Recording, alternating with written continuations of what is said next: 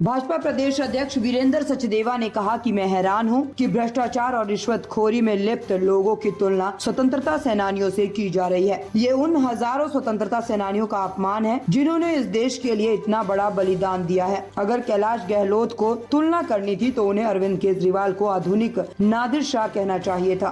हैरान हूँ मैं, अगर भ्रष्टाचारी, दलाली लेने वाले और कमीशन खोर जैसे लोगों को स्वतंत्रता सेनानियों से तुलना की जाती है तो उन हजारों लाखों स्वतंत्रता सेनानियों का अपमान है जिन्होंने इस देश के लिए अपने पूरे जीवन को खपा दिया, अपने प्राण दे दिए। अगर कैलाश गहलोत को कोई तुलना करनी थी तो अरविंद केजरीवाल को आधुनिक नादिर शाह कहना चाहिए था। जितना दिल्ली को लूटने का काम नादिर शाह ने किया था उससे ज़्यादा काम पिछले 10 सालों में अरविंद केजरीवाल और उनकी सरकार कर रही है दिल्ली को लूटने का। मैं एक बात स्पष्ट कर दूं, न्यायालय के निर्णय के अनुसार अरविंद केजरीवाल जेल में है। न्यायालय के निर्णय के अनुसार मनीष सिसोदिया ने 17 महीने जेल में काटे हैं और न्यायालय के निर्णय के बाद ही मनीष सिसोदिया बाहर आए हैं। तो जांच एजेंसी और न्यायालय के बीच का मामला है। न्यायालय सुनवाई कर रहा है और माननीय हाई कोर्ट ने स्पष्ट रूप से कहा है कि अरविंद केजरीवाल इस पूरे घोटाले के सूत्रधार हैं और पूरे पुख्ता सबूत है जांच एजेंसी के पास। सबूत जांच एजेंसी को देने हैं, निर्णय न्यायालय को करना है।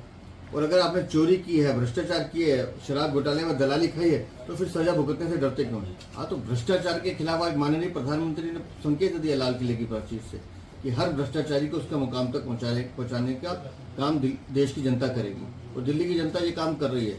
दिल्ली की 7 सीटों में भारतीय जनता पार्टी को जिताकर दिल्ली की जनता ने संदेश दिया अरविंद केजरीवाल को कि तुम्हारा भ्रष्टाचार दिल्ली में नहीं चलेगा।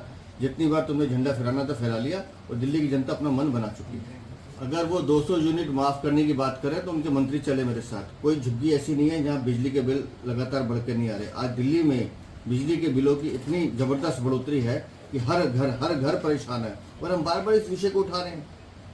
लूट का साधन इन्होंने बिजली की कंपनी को बना लिया है। पीपीएससी के नाम पे लूट रहे हैं, डेफिसिट चार्जेस के नाम पे लूट रहे हैं, पेंशन सब चार्जेस के नाम पे लूट रहे हैं, लोड सरचार्ज के नाम पे लूट रहे हैं, मीटर रेंट के नाम पे लूट रहे हैं। यह है बिजली माफ।